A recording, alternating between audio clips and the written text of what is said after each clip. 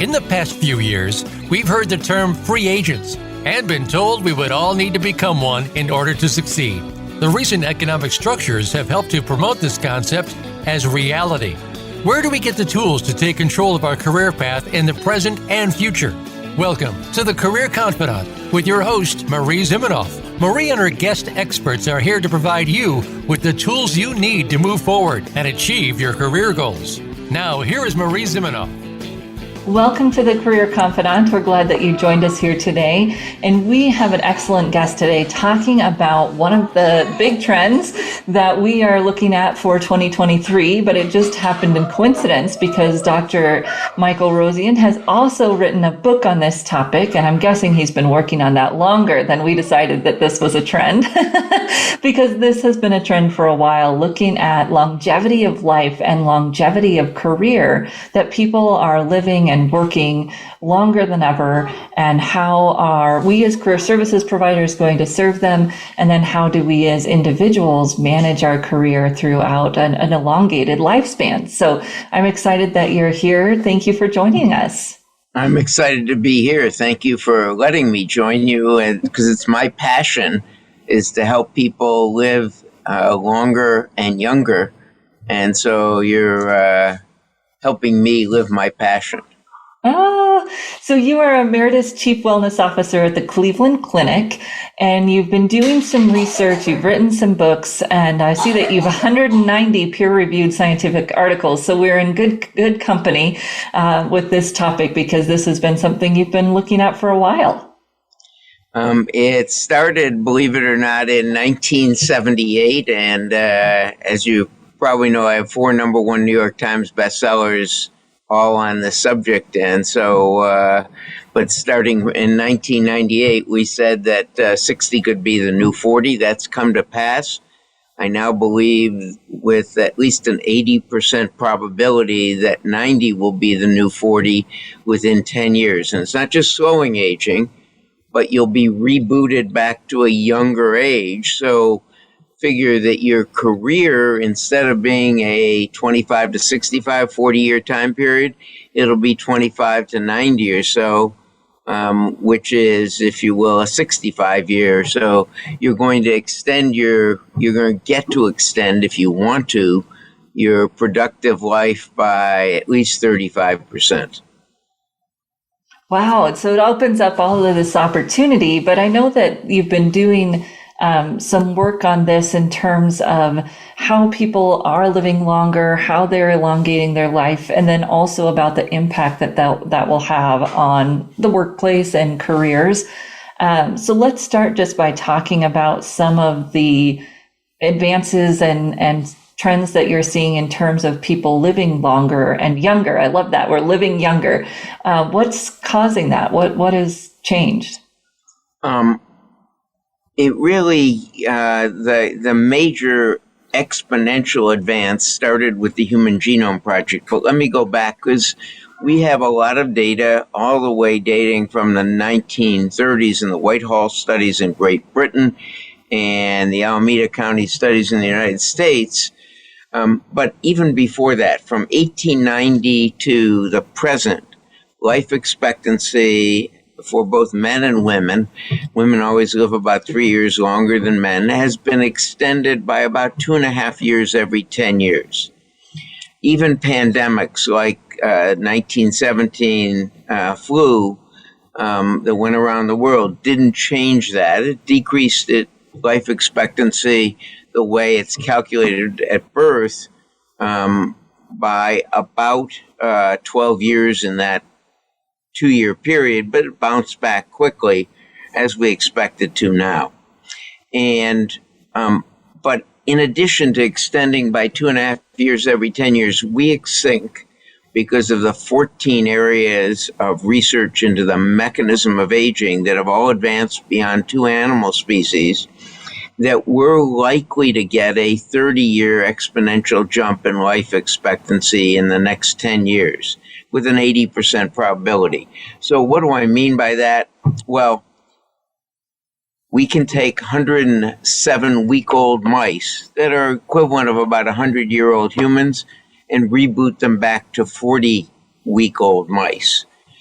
We can take sheep that have non-alcoholic fatty liver disease and are about to die and reverse that totally. We can take people who have now have end-stage heart failure and genetically engineer out the protein that's causing that, and instead of having 6-month life expectancy, give them 18-year life expectancy. So all of these 14 areas are now moving into human trials, and we're about to get that. And if you're going to live to 115, and I don't know how old you are, Marie, but it looks to me like you're going to have 115-year life expectancy if one of these breaks through, then you're not going to want to retire at 65 and do nothing for 50 years, which means we're going to have a lot more human capital. We've been worried about human capital because there haven't been enough babies born, but we're now likely to get human capital that is even more productive at the end of life, with less money needed to train them at the beginning of life. And children are really quite expensive, if you will. So by training them at the end of life, you're going to get able to afford the social programs that most of us care about. Excuse me, I thought it was off. It is off. The human capital that most of us care about, so that we can actually have people work longer and smarter and have enough productivity to support the social programs in the United States. Medicare and Social Security that we worry about running out of money won't run out of money if this comes as we expect it will. Wow, that's so fascinating. So you talk about in the book some ways, some decisions that people can make for their brain and their body. Tell us just a few of those. What are some of the things that we should be doing? Well, there are 33 choices you can do for your brain to either keep it young or help reverse it to be younger. Let me give you a couple examples. Physical activity. Everyone knows physical activity is good for your heart and cardiovascular system. But what we learned in the Human Genome Project is it changes which of your genes are on or not. That is, we expected to find 300,000 genes when both Ventnor's private and the program from Collins at NIH started on the human genome. But they only found 22,500 genes. What did they think the rest were? They thought it was junk DNA. But after 8 years, it was found it was really epigenes, switches that control which of your genes are on or not. And when you do physical activity, or when you do stress management, or when you choose which foods you eat, or when you do stupid things like smoking or vaping, or when you do good things for your brain, or when you take the right supplements and avoid the wrong ones, what you're doing is changing which of the genes are on. So when you do physical activity and stress a muscle, you actually turn on a gene that makes a small protein, Roizen. That Roizen goes to your brain and increases brain-derived neurotrophic growth factor, which causes your hippocampus to get bigger. And that means you're less likely to develop memory problems or dementia as you get older. So what we say is add speed to your exercise, add speed to your games. So memory games, crossword puzzles, that thing, maybe a little bit of help. But speed of processing games, a lot of help. We don't know why the difference, but speed of processing games get your brain to grow and get your acetylcholine to increase. So both speed in your exercise, speed in your processing games are good at decreasing your risk for developing dementia in the studies. And so my major point is what you do matters. And so you are a genetic engineer, whether you know it or not, better than any from Caltech or MIT for you.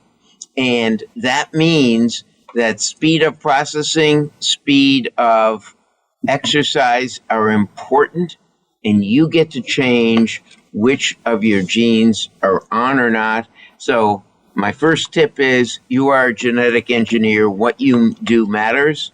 And then the second one is add speed of processing and speed in your exercise. Now, the third would be in food choices. There are a whole bunch of food choices that make a difference to brain wellness, shown in at least 2 studies in humans as well, such as having a tablespoon or a half tablespoon, actually is all you need, of extra virgin olive oil a day. Well, it's so empowering, right? That there are things we can do to make a difference in our world. And I'd heard the exercise one before. I think that might have came from other brain research, but it's good to know that those things are out there. And as you said, 33 of them in your book. I'm guessing that we can do at least a few of those. When I started in this work, it was around 2008, 2010, and people were talking about the blue wave, right? There's going to be this huge wave of people retiring and that we needed to be able to do something about that. So we'll come back and we'll talk a little bit more about how it applies in your career. So we're going to take a short break. And when we come back, we'll talk about how this increased longevity of life is going to impact careers and the work that we do. We'll take a short break and we'll be back in just a few minutes.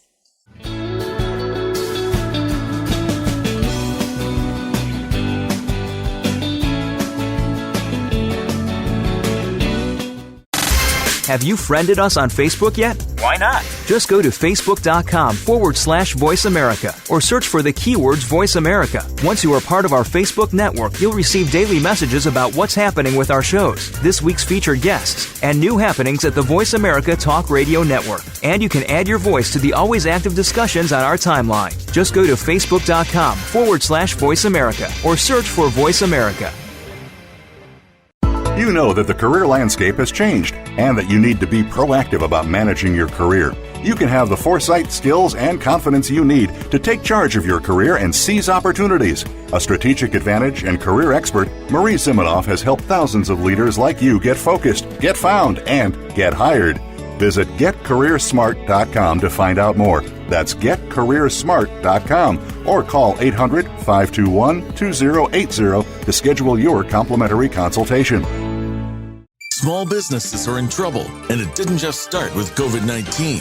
From the recession several years ago to the revolution of e-commerce giants more recently, small businesses are getting hit hard and need to come back. Tune in to Business Buzz and Business Watch. It's 2 shows in one, hosted by Frank Hellring. We'll help your small business bounce back with best practices, guest experts, and resources that you can use to strengthen your small business. Listen Wednesdays at 10 a.m. Pacific and 1 p.m. Eastern on Voice America Business. Get the news on our shows and other happenings by following us on Twitter. Find us at Voice America TRN or twitter.com/Voice America TRN.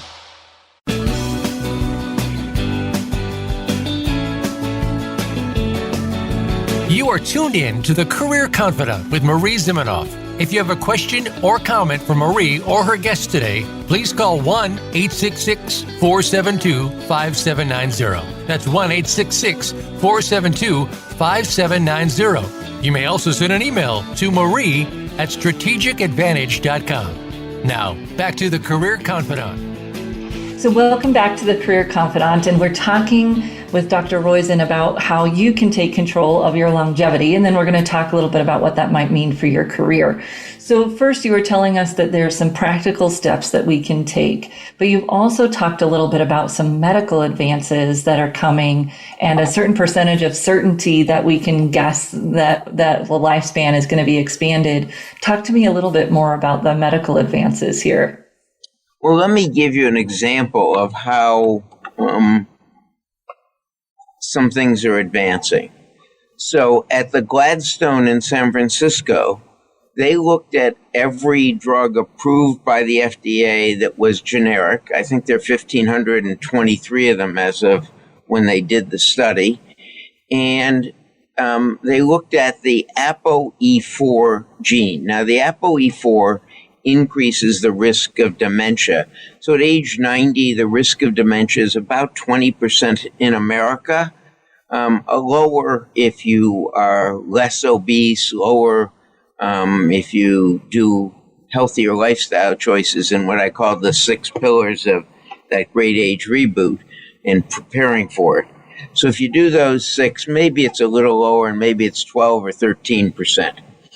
But it increases threefold if you have one ApoE4 gene. So at Gladstone, they looked at what can negate that effect in using AI, and they found in the cellular model they used that a 70% reduction came from a $4 a month water pill called Bumax or bumetamide. They then looked at a 12 million patient database they had at San Francisco and found that it reduced it 70%, I think, compared in that database compared to people who were on different diuretics or water pills. So that's now undergoing a randomized trial.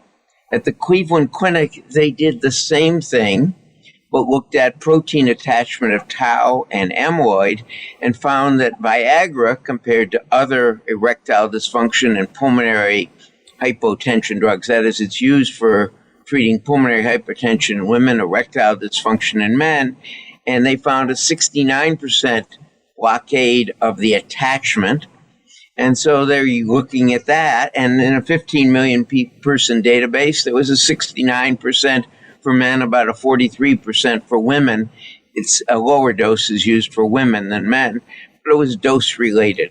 So then now they're doing that in a randomized prospective trial, both drugs in a randomized, but both are generic. That's the way we're using artificial intelligence of cellular systems, looking at the modeling of proteins, and then looking at these large patient databases to get studies. And now, in fact, I understand both drugs are being used in a randomized study. Let me give you another one. In the AMBAR studies, AMBAR, randomized controlled studies looking, it started in Spain, 2 centers in Spain, 2 in Chile, University of Pittsburgh, and Cleveland Clinic in the United States. They looked at therapeutic plasma exchange. Where did this come from? It came from the study in animals where the convoys looked at young blood from rats into older rats, and the older rats became younger, the younger rats became older. So for the 50 years, or 55 years, but first 50 years since that came out, everyone was looking, what is it in young blood that makes the old rats younger? It turns out it was the old blood, that is misfolded proteins. Same thing as happens with amyloid and tau. Same thing as happens in heart failure. Same thing that the Gladstone and Cleveland Clinic looked at in the other. But getting rid of those old proteins through therapeutic plasma exchange was the hypothesis that the AMBAR studies started with. And by giving a therapeutic, essentially donating a unit of blood, getting the red cells back but washed, and getting rid of the old plasma and getting saline in its place, something we pay young people to do. Graduate students do it to earn extra money all the time, once a week for 5 weeks, and then once a month for 4 months.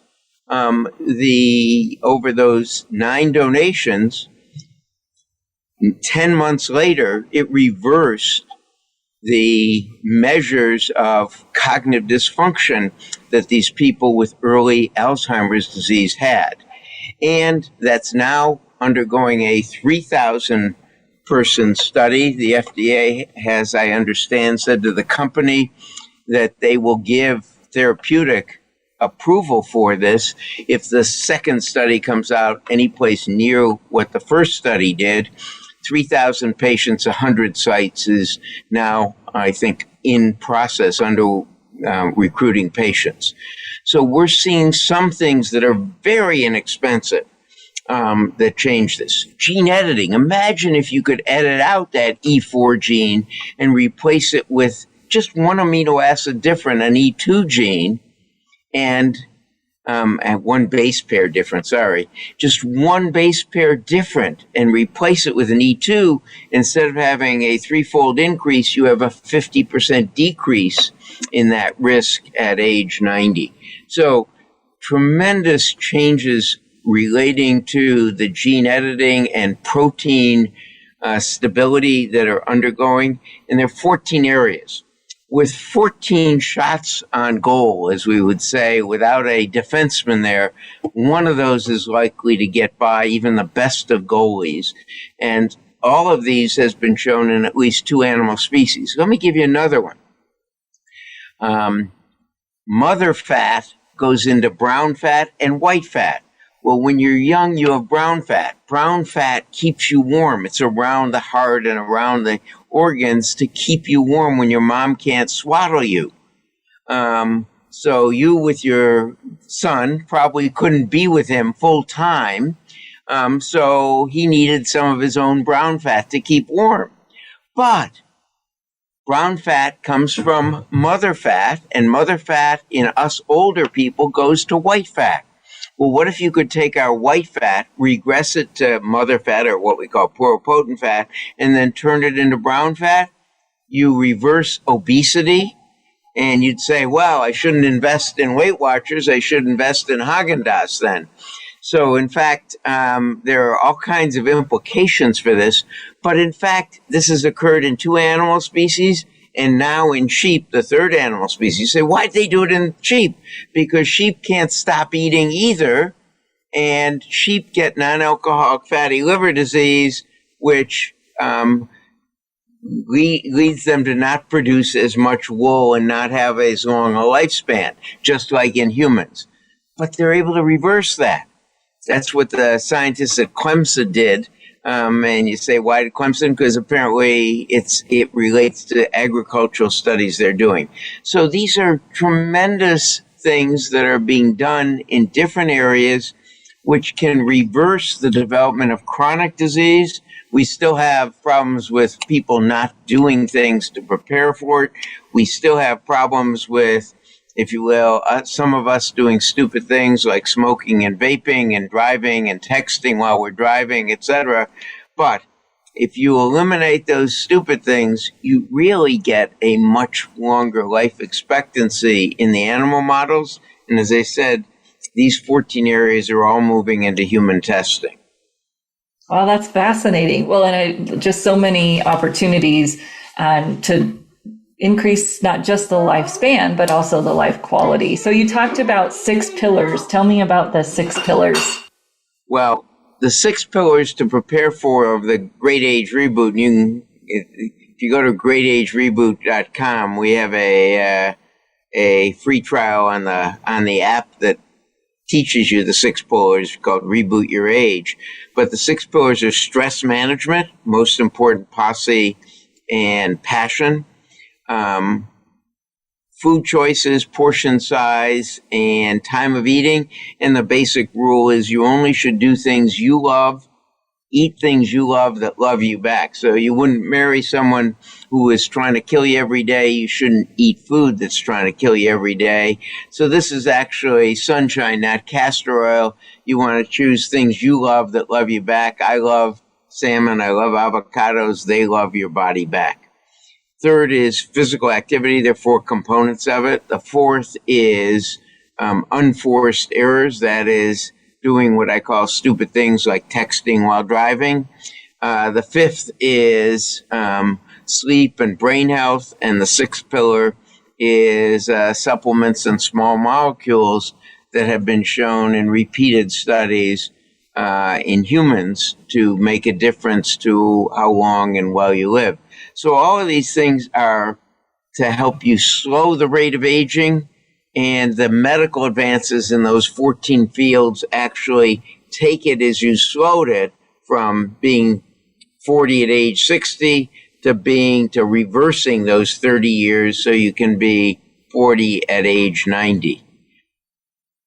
Oh, that I don't know if that's, is that good? Is that bad? I guess we got to figure out what we're going to do. I mean, I don't know, Marie, if you're even 40 yet. But if you're 40, just imagine you're staying 40 for the next 50 years and having all the joy, the productivity, the health, the vigor you have now. And you could get to play with your great-grandkids rather than just playing to your grandkids. Yes. Well, and I think that's what this means, right? We've got to plan better, to live longer, to be healthier, to be active.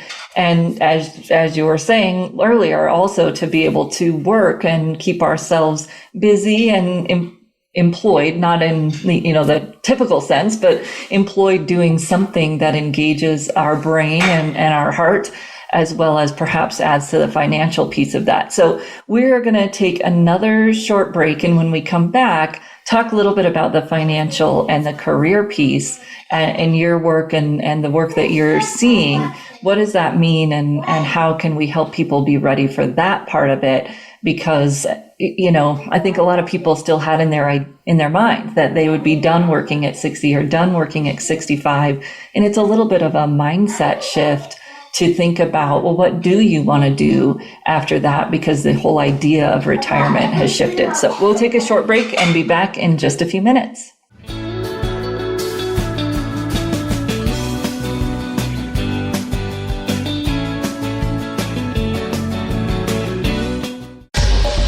Get the news on our shows and other happenings by following us on Twitter. Find us at Voice America TRN or twitter.com/Voice America TRN.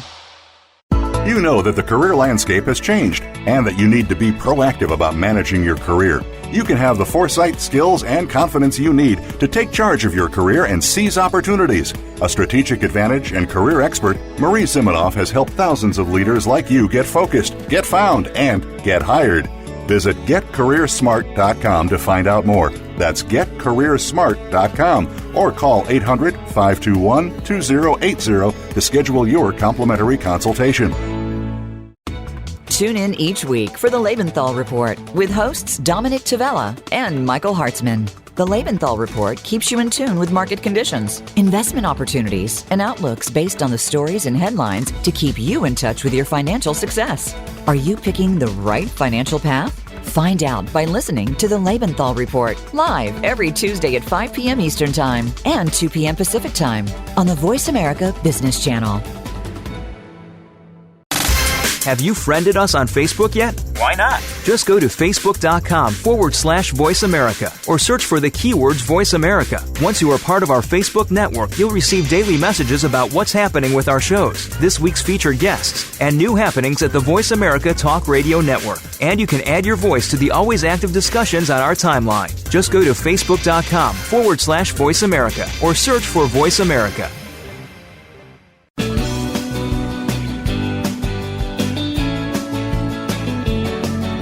You are tuned in to the Career Confidant with Marie Zimenoff. If you have a question or comment for Marie or her guest today, please call 1-866-472-5790. That's 1-866-472-5790. You may also send an email to marie@strategicadvantage.com. Now, back to the Career Confidant. Welcome back to the Career Confidant, and today we're talking about increasing your life longevity. What does that mean for you? How do you do that? How can you prepare for these medical advances that are coming to make sure you're healthy and ready for that, to live a long, happy life? And then what does that mean for your career?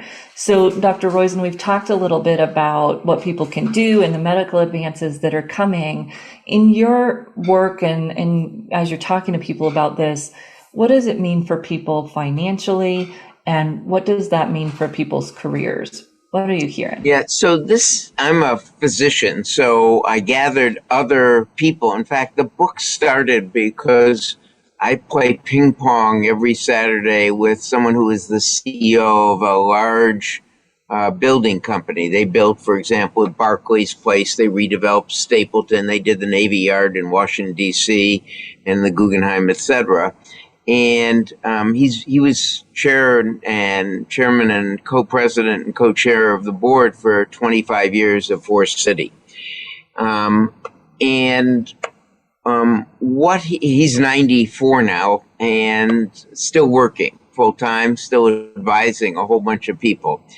And he really would trash talk me in front of our ping pong games. He's very competitive. He went to college on a basketball scholarship at the end of World War II.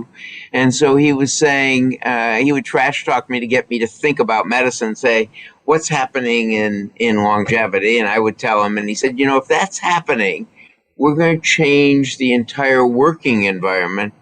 And it's going to be that we're going to have to change education, but it also means that if the compounding effect must have a effect on society as well as economics, because if people are going to work till they're 80 or 90, they're not going to move out of their homes into retirement communities as quickly. And so that means we're going to change what home building is and what real estate is. And so let's get an economist to help us. So Peter Linneman, who's emeritus professor at the Wharton School, who I think is 72 or 73 now. All three of us are over the age of 70 and still working now. So a lot of the ideas are not mine. So if you will, I'm giving you some others. So he said the model is that just like compounding helps health. And let me give you the specific example. If you start taking a statin when you're 40 and lower your LDL from, say, 150 to 70, you're reducing your risk for the first 10 years at maybe 25%. But by 40 years, you've reduced your risk by about 90%. So there's a compounding to your starting early with health benefits. And what he said is there's a compounding with savings. So if you do what Australia, Singapore, and Denmark have done and forced you to save 3% of your income starting at age 25, and if it's even a $15 per hour income, by age 65, you end up with about $265,000. But by age 95, you end up with $1.4 million. And if you have a company that matches it, you have $2.8 million. So he said, if we do this right in the United States, if we get the policy changes right and get people to do what they force, in addition to Social Security and Medicare and those the equivalents in those countries, a volunteer saving program that is not really volunteer. You force them to save and gain 4% per year, radically do away with wealth inequality. And you make that period when you really retire a period of that is much more rich from a standpoint of able to afford things than we have now. It'll never be as good as we want, but it'll be much better than you can even imagine now. And so the key point is the compounding effect for wealth is the same as for health, and you'll be much healthier and able to enjoy it as well. So, and we've already seen a increase workforce participation rate of those over 65, some because they want to work, some because of the social connections, some because they have to work. But that's the group, and women who are educated, Marie, and I'm assuming you're in this group, women who are educated are the most increase in participation rate so far in America, at least. But we think this has tremendous societal benefits because of just imagine if you have 124 million people working 20 extra years because they're going to live 30 extra years in health, that generates 50% increase in GDP for everyone, including for the tax revenue, both on the government and local side and Medicare and Social Security. So those trust funds, which are due to run out of money in the early 30s, or maybe sooner depending on what happens, will last much longer. And we won't have to worry about the pensions running out of money, assuming we do it right, assuming that we are willing to work longer instead of doing nothing and other than, if you will, streaming music and videos, if we're willing to work longer, and most are, because as I said, if you're going to live to 115, you're not going to want to do nothing for 50 years if you retire at age 65. Yeah, and you brought up some of the other countries that are doing things. And a couple of years ago, this was one of our research topics. And I was reading about, I think it was Japan and Singapore and some of those countries that have had workforce troubles for years, that they've been doing some things, some policies to try to get older workers back into the workforce. So it'll be interesting to see if any of that comes to pass here in the U.S. as well. Well, I think both getting workers to stay in the workforce is more likely. I mean, it's much harder to come back in if you've been out.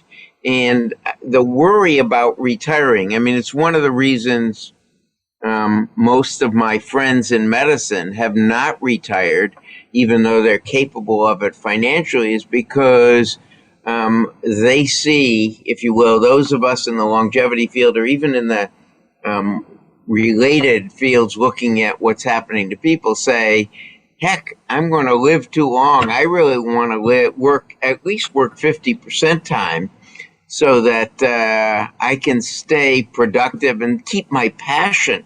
Many people have the passion of, most of us in medicine have the passion for helping other people.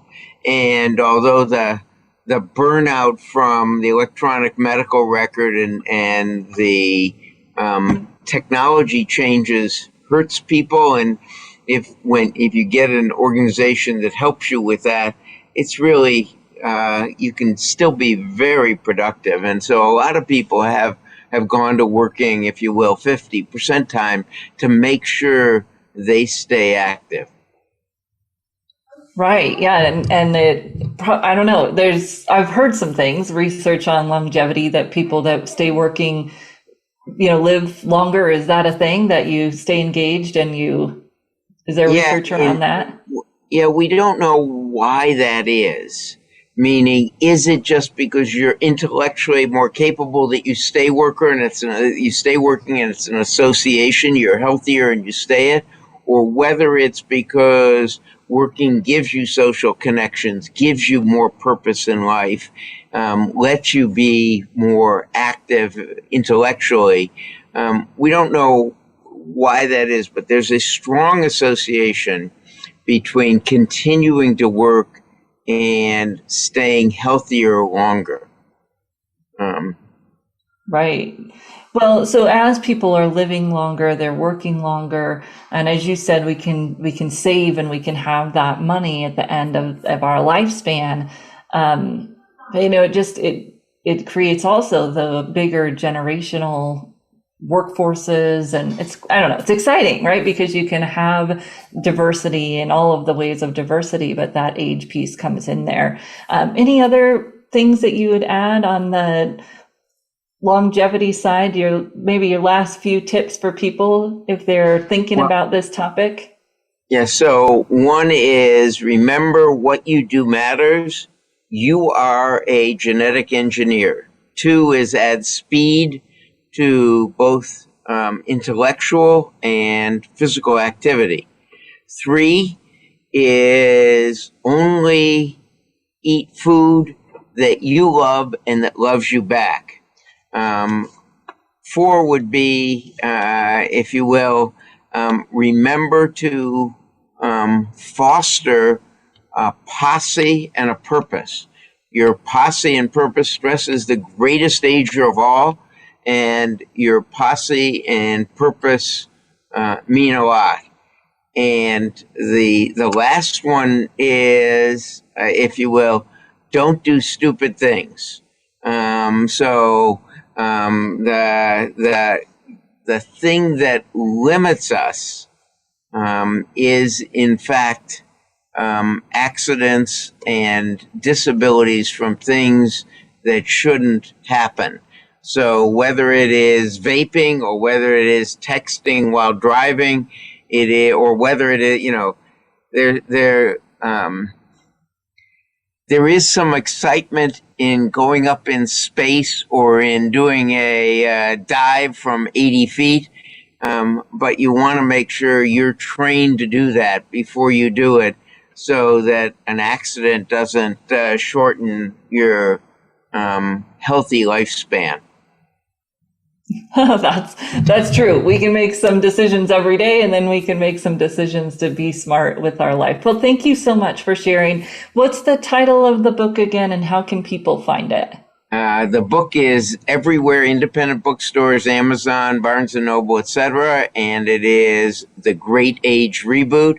If you go to greatagereboot.com, there's an accompanying app that keeps up to date. So science is progressing, and we keep it up to date, and there's a wonderful library at Reboot Your Age, but it's greatagereboot.com, and there's a free trial for Reboot Your Age, and you can look at the library, which has over 200 what we call reboot, recap, and reviews. So they review everything from supplements to, if you will, when should you filter drinking water, and where should you live from an air pollution standpoint or a standpoint of everything that we've been asked. And you can ask us questions so we can expand our library by researching them. Ah, that's so exciting. So the Great Reboot and Great Age Reboot. Great Age Reboot. Great Age Reboot, and an opportunity then to also engage. That's very fun. Well, I'm going to go on and get the app and see what kinds of questions people have been asking. I look forward to it. Thank you so much. Thank you, Marie. So we'll take a short break here. We'll be back and kind of tie a bow around this for you and say goodbye. And thank you to Dr. Roizen. Thank you so much. Marie, thank you so much.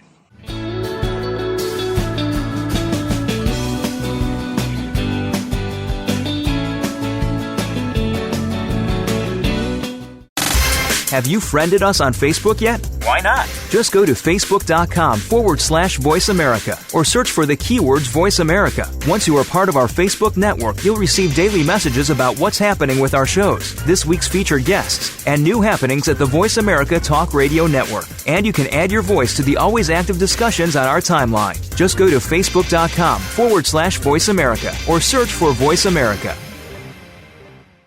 You know that the career landscape has changed and that you need to be proactive about managing your career. You can have the foresight, skills, and confidence you need to take charge of your career and seize opportunities. A strategic advantage and career expert, Marie Zimenoff has helped thousands of leaders like you get focused, get found, and get hired. Visit getcareersmart.com to find out more. That's getcareersmart.com or call 800-521-2080 to schedule your complimentary consultation. Today we live in a truly global environment. Business can more easily be conducted now in almost any part of the world. How do you, as a business owner or professional, navigate the ever-changing business landscape? Tune in to Leadership Beyond Borders with host Kimberly J. Lewis. With a worldwide resource of guests, you'll find out what opportunities and challenges surround diverse and virtual organizations. Listen live every Tuesday at 3 p.m. U.S. Pacific Time on the Voice America Business Channel. Get the news on our shows and other happenings by following us on Twitter. Find us at Voice America TRN or twitter.com/Voice America TRN.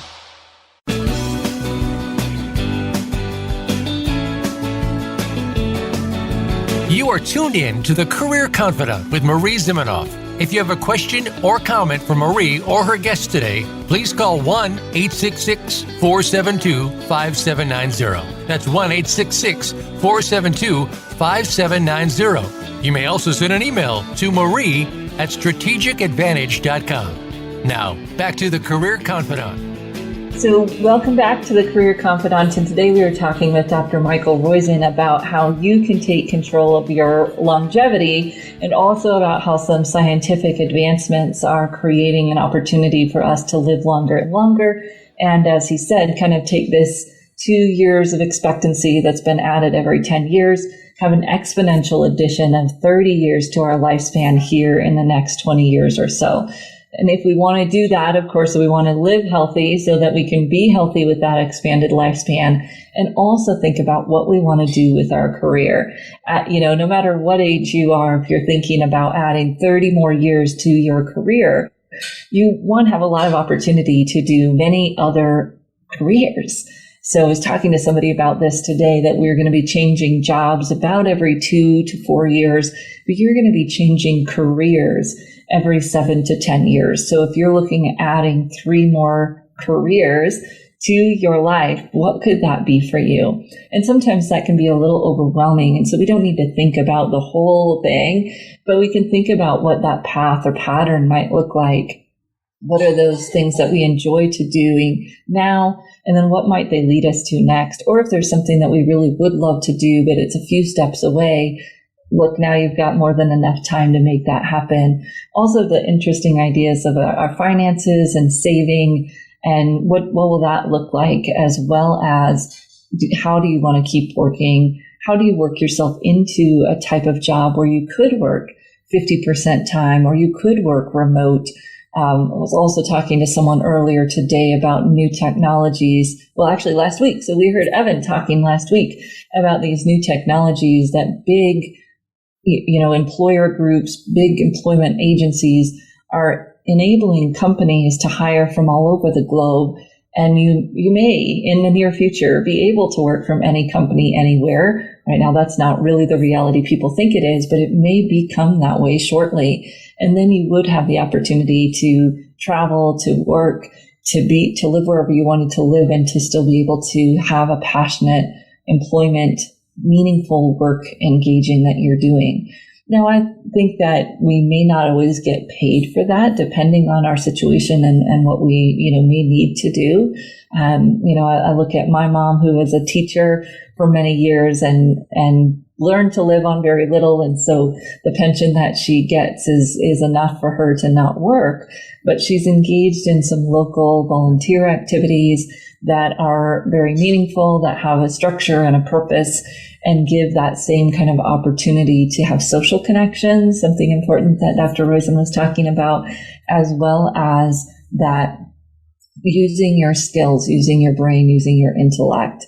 Just want to talk about a few of the other items that he mentioned. I've always been a big fan of exercise. Actually, my undergraduate research thesis was on the impact of exercise on our mental functions. And the research is there, right? That the exercise improves that mental function. As he was talking about, it also turns on and off some genes that improve your ability to be resilient and to not get Alzheimer's, or have a less chance of getting Alzheimer's. So exercise, interesting that he talked about adding speed to your exercise. So I had in the past kind of been a long, slow runner. And it had some people say to me that I needed to change that up. And so now I've got a high intensity workout that I do. And it's nice to know that that's good for my brain as well as for my body. And then also that speed in your mental game. So if you're doing the mental exercises, crosswords, etc., that adding some speed test to those helps improve your brain function. And this idea that we do have an opportunity to really have a better quality of life, and that the 14 advances in science that he's talking about that are going to come alongside and make that even more available, I guess, for hopefully everyone. Get a little bit concerned when I hear about some of those things, that it's going to be only certain types of people that can afford that, but hopefully we can figure out a way, even in the US, to make those available to everyone as those advances come around. And of course, save in medical costs when you have less people that are needing that long-term type of care, especially Alzheimer's care being very expensive, as well as, of course, struggling for the individual and their family. So my grandparents have had Alzheimer's, great-grandparents have had Alzheimer's, so I'm excited about those advances and what they might mean for my mother and those of us in that generation and my generation, to not perhaps have to suffer some of that same fate, if you will. So having just to pay attention what's going on medically It's not an area that I necessarily pay that much attention to, but as he's talking, it's like, I need to pay attention to this, because as those things are happening, again, you want to be having the best quality of life to be able to do that. And you really want to have the best quality career to be able to do that. And what does that look like? Managing your career, of course, knowing what you like to do, staying connected to how that shifts, because it doesn't stay the same, although, we do keep some of the same themes.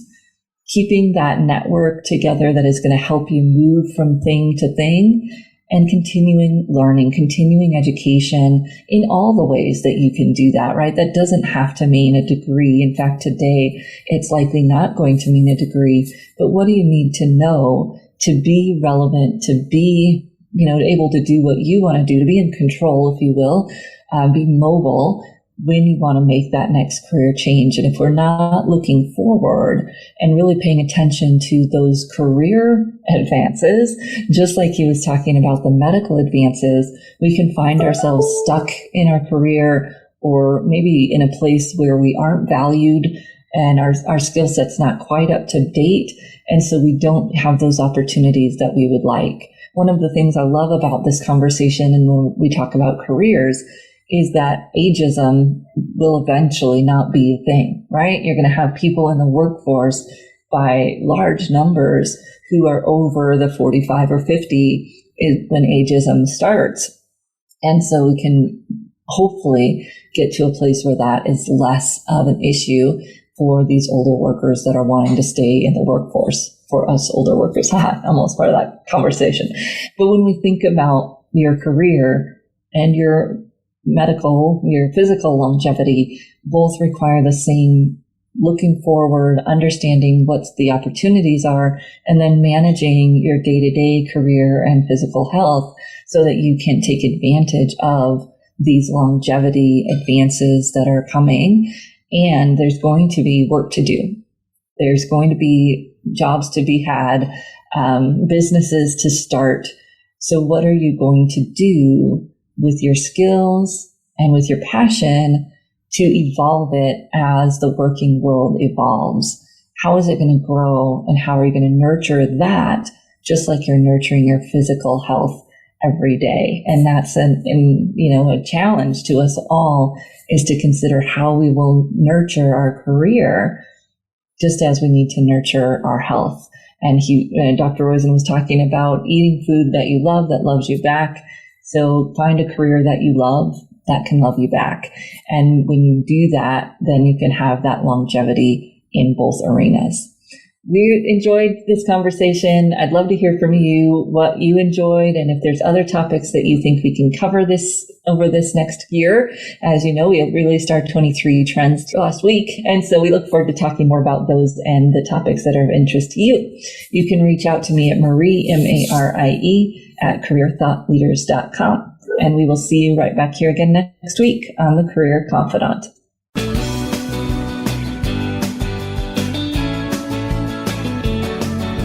Thank you for listening to the Career Confidant.